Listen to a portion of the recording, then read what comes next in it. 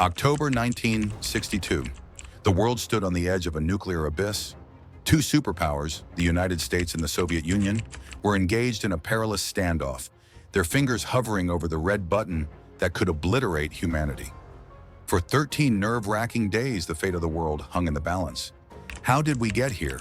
What choices averted global catastrophe? And just how close did we come to the unthinkable?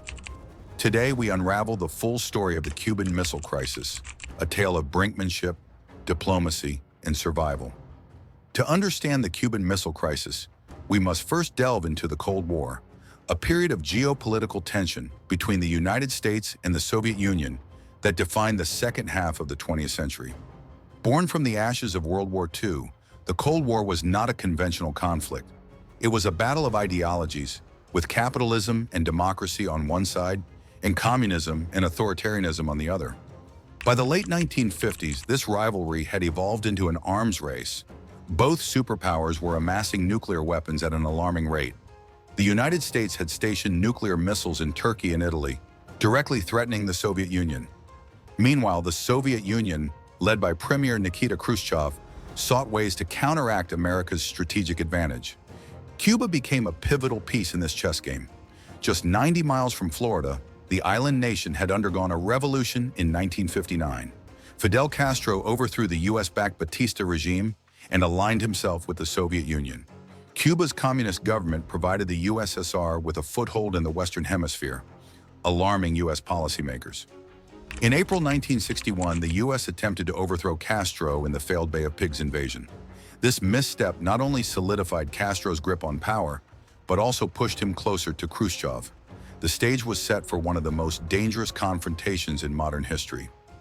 The crisis began on October 14, 1962, when a U-2 reconnaissance plane flying over Cuba captured photographic evidence of Soviet nuclear missile sites under construction. These missiles had the capability to strike most of the continental United States within minutes. It was a direct challenge to American security. President John F. Kennedy was briefed on October 16th. His response was swift and deliberate. He convened a group of his closest advisors, known as the Executive Committee of the National Security Council, EXCOM, to weigh the options. The United States faced an unprecedented dilemma: how to respond forcefully without triggering a nuclear war. For days, EXCOM debated potential actions. Some advocated for an airstrike to destroy the missile sites, while others pushed for a full-scale invasion of Cuba. However, both options carried immense risks. An attack could provoke Soviet retaliation against US allies in Europe, or escalate into a global nuclear conflict. Kennedy sought a solution that demonstrated American resolve while leaving room for diplomacy. On October 22nd, Kennedy addressed the nation. He revealed the presence of Soviet missiles in Cuba and announced a quarantine, a naval blockade, to prevent further shipments of military equipment to the island. The world braced for what would come next. The Cuban Missile Crisis unfolded over 13 harrowing days, during which the world teetered on the brink of disaster. Soviet ships carrying additional missiles approached the quarantine line established by the US Navy.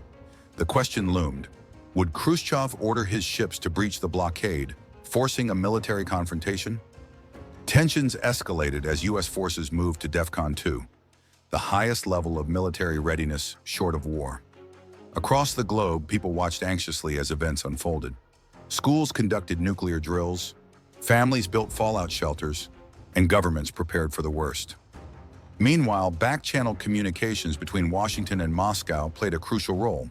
Khrushchev and Kennedy exchanged letters, each seeking a way to de-escalate without appearing weak.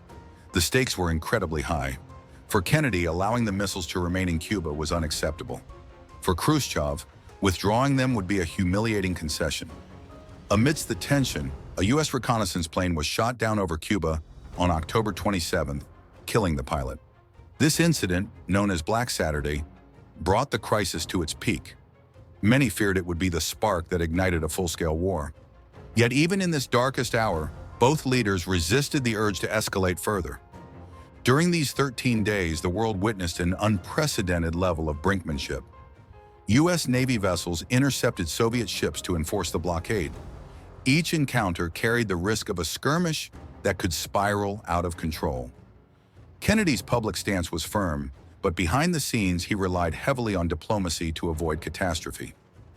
On October 26th, Khrushchev sent a letter proposing a deal. The Soviet Union would remove its missiles from Cuba if the United States pledged not to invade the island. The following day, a second, more demanding letter arrived, adding the condition that the U.S. also remove its missiles from Turkey. Kennedy and his advisors recognized the complexity of the situation. Publicly, they responded to the first letter, agreeing not to invade Cuba if the missiles were withdrawn. Privately, they signaled to Khrushchev that they would dismantle the U.S. missiles in Turkey within a few months. This delicate balancing act allowed both sides to claim a degree of victory. On October 28th, Khrushchev announced that the Soviet missiles in Cuba would be dismantled and returned to the USSR. The crisis was over. The world breathed a collective sigh of relief, but the scars of those tense days remained. The resolution of the crisis showcased the power of diplomacy and the importance of measured decision-making. However, it also underscored the thin line between peace and global annihilation. The Cuban Missile Crisis had profound and lasting effects on international relations. Both Kennedy and Khrushchev emerged from the crisis with a newfound appreciation for the fragility of global peace in the nuclear age.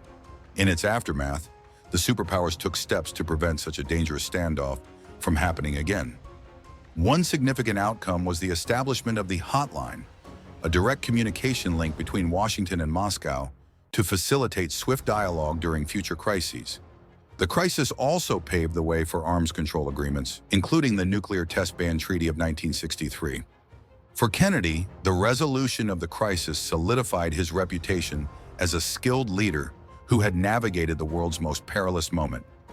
For Khrushchev, the outcome was more complicated.